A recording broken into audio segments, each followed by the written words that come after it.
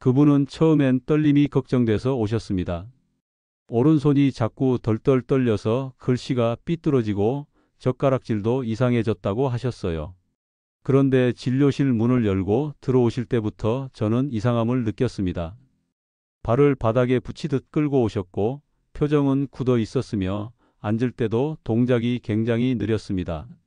말수도 적었고 질문에 대답하실 때는 꼭 몇 초씩 생각을 하신 뒤에야 입을 여셨어요.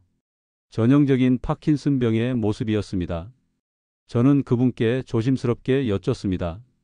혹시 이런 증상이 언제부터 시작되셨는지요? 그분은 몇 년 됐다고 하셨어요. 걸을 때 자꾸 발이 걸리는 것도 아침에 몸이 굳어 있는 것도 다 나이 들어서 그런 줄 알았답니다. 저는 그 말을 들으며 마음이 무거워졌습니다. 많은 어르신들이 그렇게 생각하시고 또 그렇게 살아오시거든요. 안녕하세요. 저는 노인의학과 전문의 정재우입니다. 올해로 의사 생활 42년째입니다. 저는 젊은 시절부터 지금까지 줄곧 어르신들만 진료해 왔습니다. 마음속으로는 늘 그렇게 생각했어요. 노인의학과는 몸보다 마음을 더 진료하는 과라고요. 나이 들어 생기는 병은 단순히 약으로만 다룰 수 없습니다. 외로움, 상실감, 무기력함 같은 것들이 함께 얽혀 있기 때문이죠. 그래서 저는 병보다 사람을 먼저 보려 애씁니다. 말은 느리고 손은 떨리고 표정은 사라져도 그 안에 담긴 삶의 무게는 결코 가볍지 않다는 걸 저는 잘 알고 있습니다. 오늘 만난 그분도 마찬가지였습니다. 단순한 떨림으로 시작된 이야기는 어느새 오랫동안 혼자 견뎌온 불편함과 두려움으로 이어졌습니다. 파킨슨병은 많은 분들이 오해하고 계신 병입니다. 대부분 손이 떨려야 파킨슨병이라고 생각하시거든요. 하지만 실제로는 떨림 없이 시작되는 경우도 많습니다. 움직임이 느려지는 것, 표정이 없어지는 것, 말이 작아지고 단조로워지는 것, 걸을 때 발이 끌리는 것, 몸이 굳는 느낌 같은 것들이 더 흔한 초기 증상입니다. 그래서 더더욱 늦게 발견되는 병이기도 해요. 그냥 나이 들어서 그런 줄로만 생각하시니까요. 저도 진료실에서 자주 듣습니다. 원래 좀 굼떠요. 말이 줄었어요. 표정이 없어진대요 같은 말들. 그런데 그 속에는 이미 진행된 파킨슨병이 숨어 있는 경우가 적지 않습니다. 이 병은 뇌에서 도파민이라는 물질이 줄어들면서 시작됩니다. 도파민은 우리 몸의 움직임을 매끄럽게 만들어주는 아주 중요한 역할을 하죠. 그런데 파킨슨병이 시작되면 이 도파민을 만들어내는 뇌 속 세포들이 하나둘씩 줄어들기 시작합니다. 그렇게 되면 근육이 굳고 움직임이 느려지고 균형을 잡기 어려워집니다. 넘어지기 쉬워지고 걸을 때 발이 붙는 느낌이 생기고 점점 혼자 움직이는 게 힘들어지게 되죠. 문제는 이런 증상이 아주 천천히 오랜 시간에 걸쳐 나타난다는 겁니다. 그래서 환자 본인도 가족도 초기에 알아채기 어렵습니다. 어느 날 갑자기 시작되는 병이 아니라 서서히 몸속 깊이 스며드는 병입니다. 진단도 쉽지 않습니다. 특별한 피검사나 영상검사로 단번에 확인되는 병이 아니기 때문이죠. 대부분은 환자의 이야기를 듣고 움직임을 관찰하고 여러 가지 반응을 살펴보며 종합적으로 판단해야 합니다. 그래서 저는 진료할 때 오래 봅니다. 걷는 모습, 앉았다 일어나는 동작, 손의 움직임, 얼굴 근육의 반응, 말할 때의 억양까지 세세하게 살핍니다. 그리고 자주 묻습니다. 몇 년 전과 비교해서 뭐가 불편해졌는지, 가족들이 혹시 뭐라고 했는지, 스스로도 이상하다고 느끼는 부분이 있는지. 그 모든 이야기들이 진단의 실마리가 됩니다. 저는 늘 말합니다. 몸은 말보다 먼저 신호를 보낸다고요. 다만 우리가 그 신호를 읽지 못하고 지나칠 뿐입니다. 다행히 이 병은 조기에 발견하면 증상의 진행을 어느 정도 늦출 수 있습니다.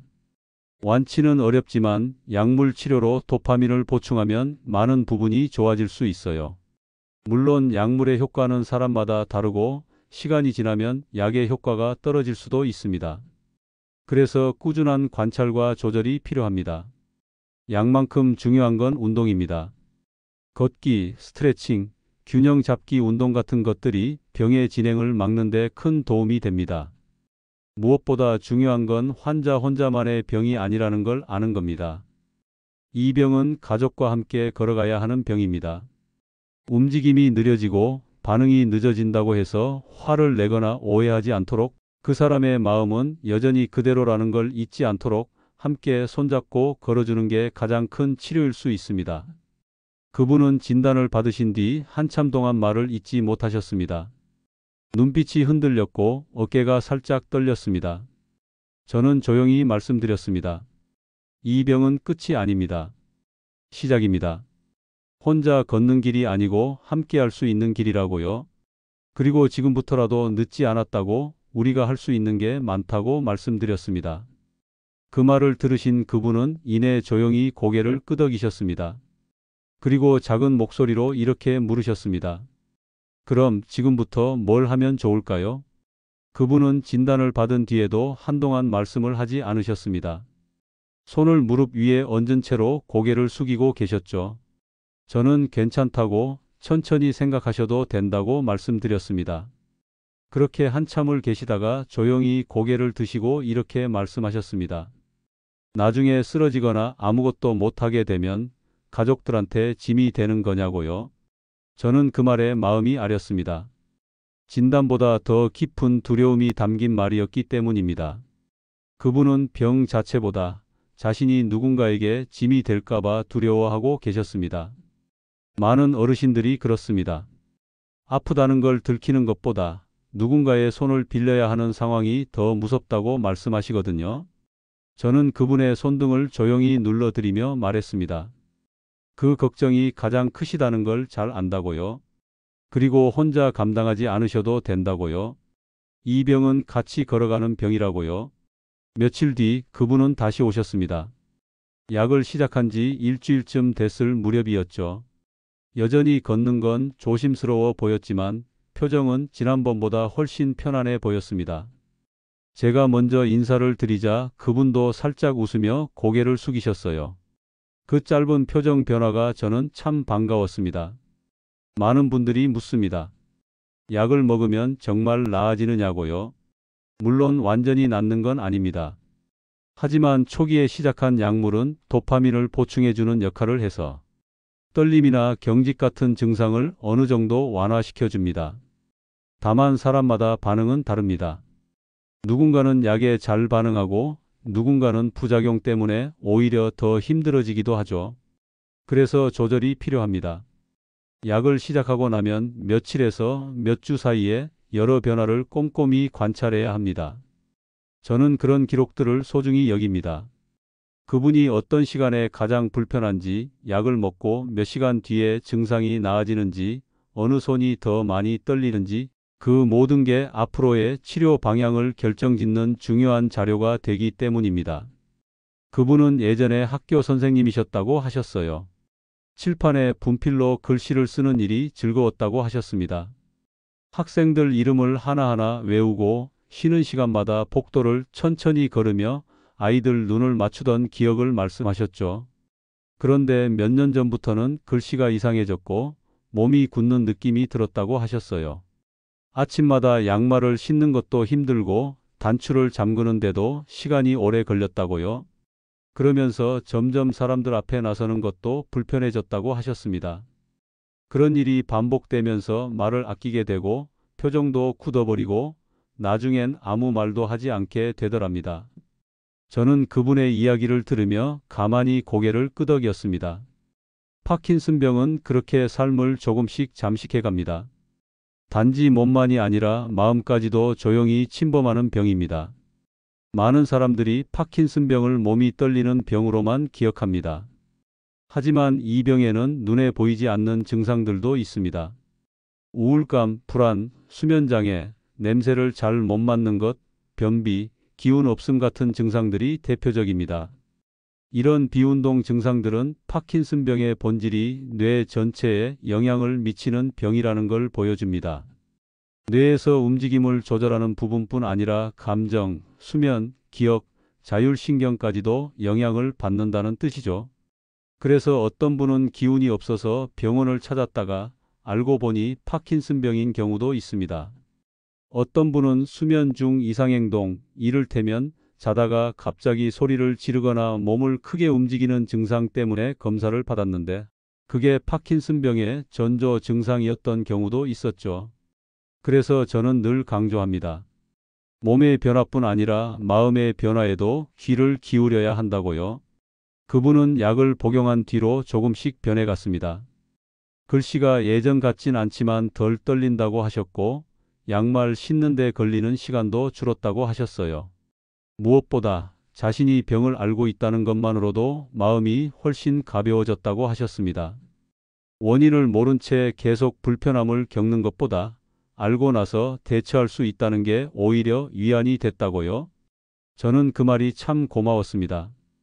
병이란 늘 두렵기만 한 존재가 아니라 어떻게 받아들이느냐에 따라 삶을 다르게 이끌어갈 수 있다는 걸 다시 한번 느꼈거든요. 파킨슨병은 완치가 어렵고 시간이 흐를수록 어려워지는 순간도 분명히 찾아옵니다. 하지만 처음부터 끝까지 무기력하게 무너지는 병만은 아닙니다.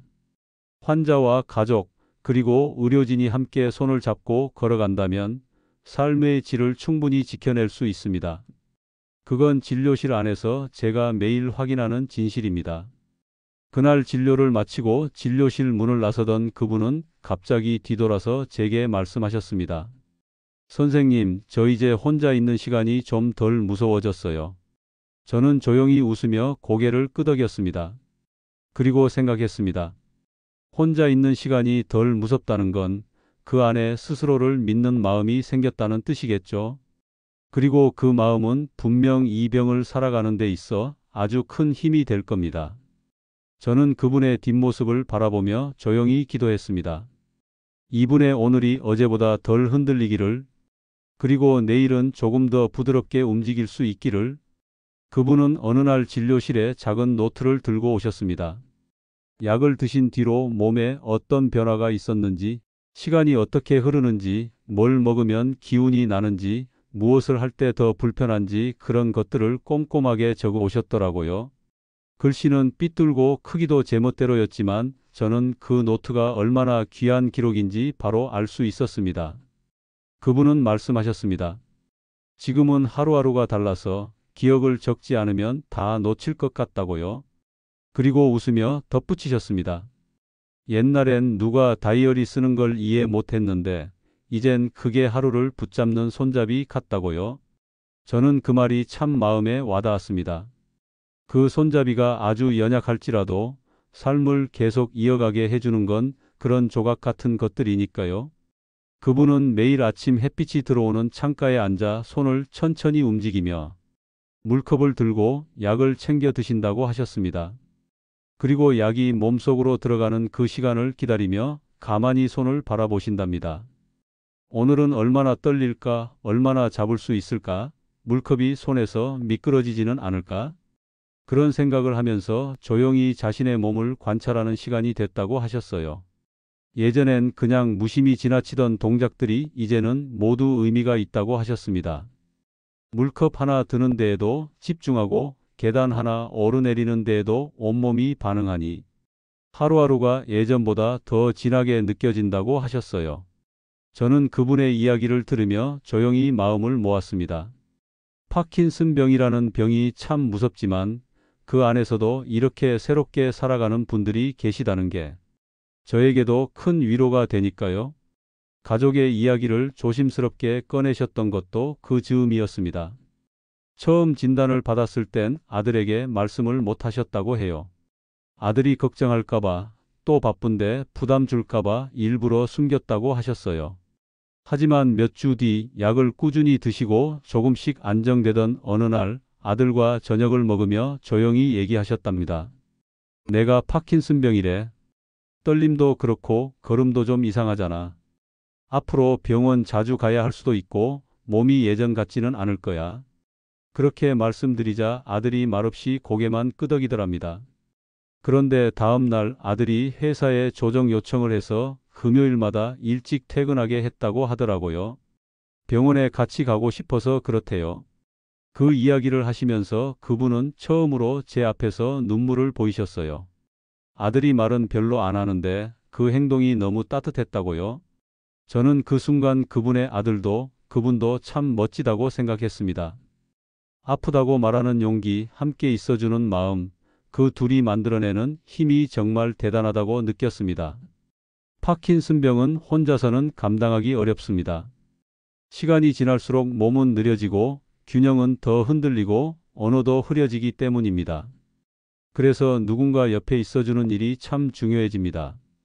말수가 줄고 표정이 사라져도 그 사람의 감정은 여전히 존재합니다. 때로는 손 하나 잡아주는 게 말 한마디 건네는 것보다 더 깊은 위로가 되기도 하죠. 저는 그런 장면을 진료실 밖에서도 자주 봅니다. 병원 복도에서 천천히 걸음을 맞추는 부부, 대기실에서 조용히 손을 잡고 앉아있는 형제, 검사를 마치고 함께 웃는 부모와 자녀. 병이 이어주는 관계도 분명 있습니다. 그리고 그 관계는 병보다 훨씬 오래 갑니다. 저는 그런 걸 믿습니다. 병이 사람을 무너뜨리기도 하지만 사람 사이의 사랑은 병보다 더 깊다고요. 그분은 어느새 진료를 보며 저와 농담도 나누게 되셨습니다. 여전히 손은 떨리고 몸은 느리지만 말입니다. 그런데 요즘은 표정이 훨씬 부드러워지셨어요. 지난번엔 이런 말씀도 하셨습니다. 선생님, 요즘은 제 몸이랑 친구가 되어 보려고 해요. 얘가 왜 이렇게 움직이는지, 왜 힘을 못 주는지 화를 내기보다는 그냥 잘 지내보려고요. 저는 그 말을 듣고 고개를 깊이 숙였습니다. 자신의 몸을 받아들이는 건 쉬운 일이 아닙니다. 예전처럼 움직이지 않는 손과 발, 자꾸 넘어지는 다리, 굳어가는 얼굴을 외면하지 않고 다시 바라보는 것. 그건 단순한 인내가 아니라 삶의 태도입니다. 그런 자세로 병을 마주하시는 분을 보면 저도 고개가 숙여집니다. 의사라는 직업이 얼마나 겸손해야 하는지를 다시 한번 느끼게 되니까요. 하루는 진료가 끝나고 저는 진료실 불을 끄기 전에 잠시 창가에 앉았습니다. 그분이 이야기하신 창가의 빛이 어떤 느낌일까 떠올려 보려고요. 아침 햇살이 들어오는 그 자리에서 떨리는 손을 바라보며 하루를 시작하는 그 마음이 어떤 걸까? 저는 그 장면을 머릿속에 그려보았습니다. 그리고 조용히 눈을 감고 생각했습니다. 우리는 모두 누군가에게 짐이 될까봐 두려워하면서도 결국 누군가에게 기대며 살아가는 존재라는 걸요. 그렇게 서로를 붙잡고 사는 게 인간이라는 걸요. 저는 그분이 오늘도 아침 햇살 속에서 조용히 손을 들고 물컵을 들며 하루를 시작하셨을 거라 믿습니다. 그리고 그 하루가 어제보다 조금 더 편안했기를 진심으로 바랍니다. 그분은 진료를 마치고 나가시기 전에 이런 말씀을 하셨습니다. 선생님, 저는 요즘 하루하루를 다르게 살고 있다는 걸 느껴요. 전에 같으면 무심히 지나쳤을 일을 지금은 아주 천천히 느끼게 된다고요. 예를 들면 계단을 내려갈 때 한 발 한 발 디디는 느낌이 다르고 숟가락을 들 때 손끝에서 올라오는 감각이 예전보다 훨씬 또렷해졌대요. 그게 좋다는 뜻은 아니었어요. 불편하고 여전히 힘들고 예전 같지 않지만 그래도 살아있다는 감각을 다시 느낄 수 있어서 감사하다고 하셨습니다. 저는 그 말이 오래도록 기억에 남았습니다. 그분은 여전히 파킨슨병을 앓고 계셨고 증상이 완전히 사라진 것도 아니었습니다. 하지만 그분의 하루는 확실히 달라지고 있었고 그 변화를 스스로 느끼고 계셨습니다. 그건 약이 해주는 일만은 아니었습니다. 그분 자신이 만들어낸 변화였어요. 병을 받아들이고 몸을 이해하고 하루를 다르게 살아보려는 그 마음이 진짜 변화의 출발점이었던 겁니다. 저는 종종 진료실 밖에서도 그분을 떠올립니다. 마트 계산대 앞에서 천천히 지갑을 여는 어르신을 볼 때, 지하철 계단을 손잡이 붙들고 조심히 내려오는 분을 볼 때마다 생각합니다. 저분도 혹시 같은 병을 가지고 계실까? 아니면 그냥 조금 힘든 하루를 견디고 계신 걸까? 저는 그런 생각이 들 때면 조금 더 기다려 드리고 눈을 맞추며 인사를 드리게 됩니다. 어쩌면 제가 진료실 안에서 해드릴 수 있는 일보다 그런 사소한 기다림이 더 큰 위로가 될 수도 있다고 믿기 때문입니다. 파킨슨병이라는 병은 몸을 조금씩 느리게 만들지만 그 느림 안에 사람마다의 사정과 시간이 들어 있습니다. 누구나 쉽게 넘길 수 있는 동작 하나하나에 누군가의 하루가, 그리고 용기가 담겨 있을지도 모릅니다. 그래서 저는 의사로서의 역할을 다시 생각하게 됩니다. 진단하고 약을 처방하는 것만으로는 부족하다는 걸요. 그분의 삶을 진짜로 이해하려면 그 느림의 속도에 제가 먼저 걸음을 맞춰야 한다는 걸요. 파킨슨병을 앓는 분들에게 저는 늘 말씀드립니다. 운동을 멈추지 말아 달라고요. 걷는 것만으로도 충분하다고요. 아주 천천히라도 아주 짧은 거리라도 좋으니 매일 움직이라고요. 움직임이 굳어질수록 병은 더 빠르게 진행됩니다. 그런데 많은 분들이 무서워하세요. 넘어진 적이 있어서, 무릎이 아파서, 혹은 혼자라서 걷는 걸 포기하셨다는 말씀을 많이 듣습니다. 저는 그럴 때마다 같이 방법을 찾습니다. 지팡이 사용부터 실내 보행 혹은 누워서 할 수 있는 스트레칭까지 할 수 있는 범위 안에서 몸을 깨우는 게 중요하다고요. 움직임은 단순한 행동이 아니라 뇌와 몸을 연결하는 가장 직접적인 방식입니다. 그래서 저는 병보다 운동이 먼저라고 생각합니다. 몸을 움직이는 사람은 생각도 움직이고 마음도 움직입니다. 그렇게 조금씩 천천히 다시 앞으로 나아갈 수 있습니다. 한 번은 어떤 어르신이 이런 질문을 하셨습니다. 이 병은 결국 나빠지는 거잖아요. 그런데 계속 이렇게 애쓰는 게 무슨 의미가 있을까요? 저는 그 질문 앞에서 한참을 생각했습니다. 그리고 이렇게 대답드렸습니다. 병은 나빠질 수 있어요. 하지만 삶은 나빠지지 않을 수 있습니다. 우리가 오늘 조금 더 오래 걷고 조금 더 웃고 조금 더 나를 이해하면 그 하루는 분명 어제보다 나은 날이 될 수 있어요. 그 하루가 쌓이면 병이 있어도 삶은 무너지지 않는다고요. 저는 그 말씀을 드리면서 스스로도 다짐하게 됩니다. 병의 속도에만 집중하지 않고 그 안에 살아가는 사람을 잊지 않겠다고요.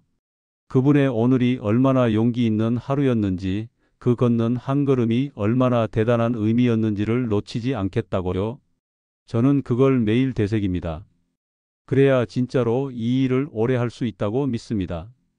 며칠 전 그분이 다시 오셨습니다. 마스크 너머로도 웃는 눈이 보였고 걸음은 여전히 조심스러웠지만 자세는 많이 안정되어 있었습니다. 저는 반가운 마음에 물었습니다. 요즘 어떠세요? 그분은 웃으며 말씀하셨어요. 선생님, 사실 아직도 하루하루가 불편해요. 양말 신는데도 시간이 걸리고 국그릇도 자주 흘리지만 그래도 예전보다 덜 당황해요. 왜냐하면 이제는 제 몸이 왜 그런지 조금은 아니까, 이해할 수 있으니까요. 그리고 그분은 이렇게 덧붙이셨습니다. 이 병을 없앨 수는 없지만 저는 이 병을 데리고 사는 법을 조금씩 배우고 있어요. 저는 그 말을 듣고 깊이 고개를 숙였습니다. 어떤 약보다도 더 큰 치유는 바로 그 마음이라는 걸 저는 알고 있었기 때문입니다. 저는 그분이 오늘도 자신의 하루를 꿋꿋하게 살아내고 계시다는 사실에 다시 한번 위로를 받았습니다. 그리고 진료를 마치며 마지막으로 이런 말씀을 드렸습니다. 선생님이 이렇게 말씀하신 것 자체가 이미 병을 넘어서 삶을 살아가고 계신 증거예요. 저는 진심으로 그렇게 믿고 있습니다. 그분은 진료를 이어오며 여러 번 같은 이야기를 하셨습니다. 약을 먹고 나아지는 듯 하다가도 어느 날은 도로 힘이 빠지고 움직임이 더딜 때면 다시 처음으로 돌아간 것 같다고요. 그러면 마음이 괜히 가라앉고 내가 잘못하고 있는 건 아닐까 자책도 하신답니다. 저는 그 말씀을 들으며 고개를 끄덕였습니다. 그분만 그런 게 아니니까요. 많은 파킨슨병 환자분들이 그렇게 말씀하십니다. 며칠은 괜찮다가도 어느 날 다시 손이 떨리고 균형을 잃고 말을 더듬게 되면 몸보다 마음이 먼저 무너진다고요. 그런 날엔 사람을 만나고 싶지도 않고 집 밖에 나가기도 싫어진다고 하세요.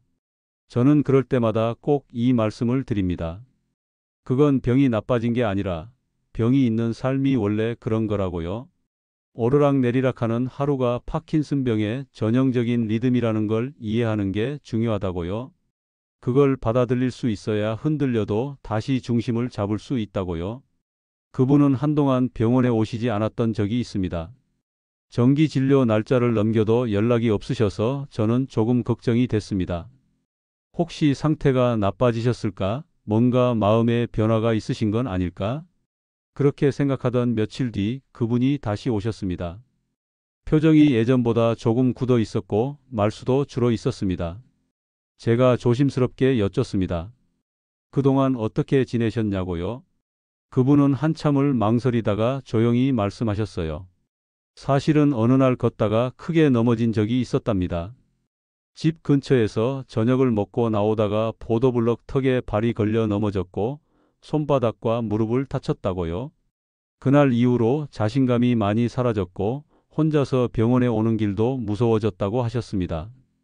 저는 그분의 말을 들으며 속으로 천천히 숨을 쉬었습니다.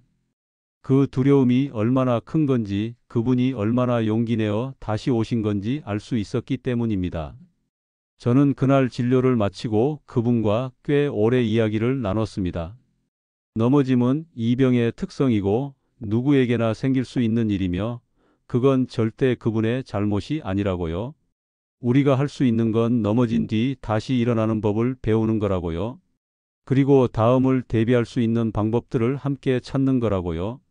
손잡이를 더 튼튼히 잡는 법, 신발 고무창을 바꾸는 법, 혼자 외출하지 않는 법, 보행 보조기를 적극적으로 사용하는 법까지 하나씩 이야기했습니다. 그분은 가만히 제 이야기를 들으시다가 이렇게 말씀하셨습니다. 사실은요, 넘어진 것보다 사람들이 다 쳐다보는 게 더 부끄러웠어요. 그게 너무 속상해서 한동안 아무것도 하고 싶지 않았어요. 저는 그 말을 들으며 마음이 저릿해졌습니다. 넘어진 순간보다 사람들의 시선이 더 아프게 느껴졌다는 것, 그건 육체적인 통증보다 훨씬 깊은 상처였을 테니까요. 그래서 저는 이렇게 말씀드렸습니다. 선생님, 누가 뭐라고 보든 간에 그건 선생님의 잘못이 아니에요. 우리가 약속했잖아요. 이 병은 함께 살아가는 병이라고요. 그리고 누구보다 잘 해내고 계시다고요. 저는 그 말이 꼭 닿기를 바라는 마음으로 전했습니다. 그리고 그날 이후로 그분은 다시 매번 진료에 오기 시작하셨습니다. 예전처럼 말이 많아지진 않았지만 질문은 늘어나기 시작했고 손에 쥔 작은 메모지에는 운동 내용이 적혀 있었습니다. 오늘은 몇 분 걷기 성공, 오늘은 넘어진 적 없음, 계단 올라가기 성공. 저는 그 짧은 기록들을 보며 마음속으로 박수를 보냈습니다. 얼마나 큰 용기였을지, 그 짧은 문장들 안에 얼마나 많은 흔들림과 싸움이 있었을지를 저는 알 수 있었습니다. 그런 노력이야말로 이 병을 살아내는 진짜 의지라고 생각합니다. 가끔은 그분과 병 이야기가 아닌 다른 이야기들도 나눕니다. 날씨 이야기, 아들의 직장 이야기, 젊었을 때 가보고 싶었던 여행지 같은 소소한 이야기들이 오갑니다. 저는 그런 시간이 참 좋습니다. 병을 중심에 두지 않아도 되는 대화, 아픈 사람이 아닌 한 사람의 인생을 마주할 수 있는 시간. 저는 그게 이 진료의 진짜 본질이라고 생각합니다. 병은 그 사람의 일부일 뿐 전부가 아니니까요. 누군가를 진짜 위한다는 건 그 사람의 병을 고치는 것만이 아니라 그 사람의 삶을 인정해 주는 것이라고 저는 믿습니다. 그래서 저는 늘 환자 한 사람 한 사람을 기억하려 애씁니다.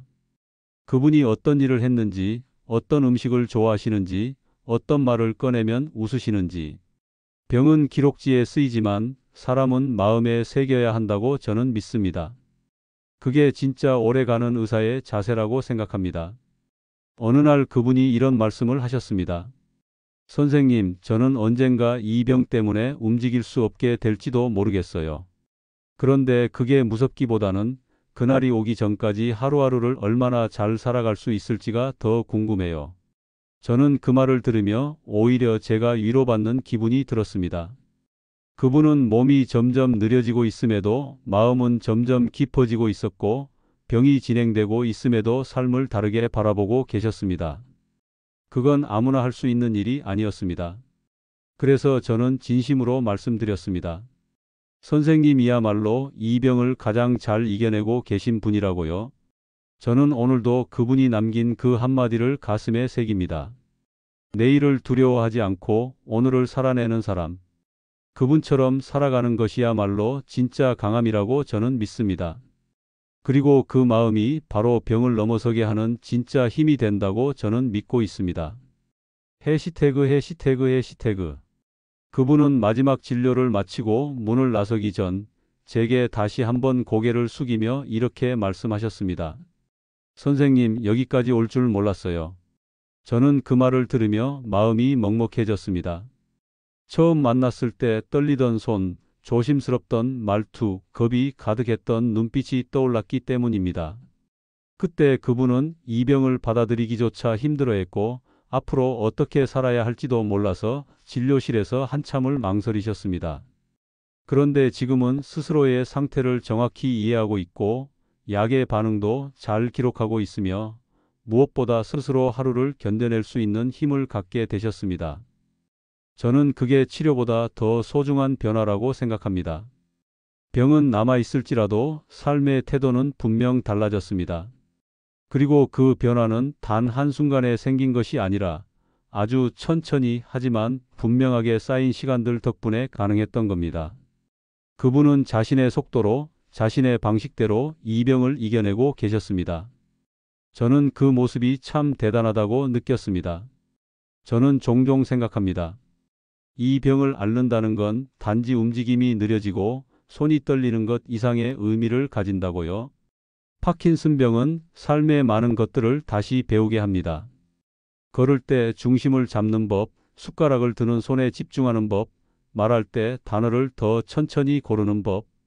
그 모든 것이 마치 처음부터 다시 태어나듯 조심스럽고 진지해집니다. 그런데 그 안에는 오히려 더 깊은 생의 감각이 담겨 있습니다. 우리는 보통 너무 빨리 걷고 너무 많이 말하고 너무 자주 흘려보냅니다.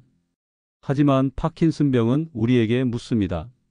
정말 그렇게 살아도 괜찮냐고요? 조금 느리게, 조금 조심스럽게 살아도 충분히 삶은 깊어질 수 있다고요? 저는 그 질문을 오랫동안 곱씹으며 살아왔습니다. 그리고 지금도 제 환자분들께 그렇게 배워가고 있습니다.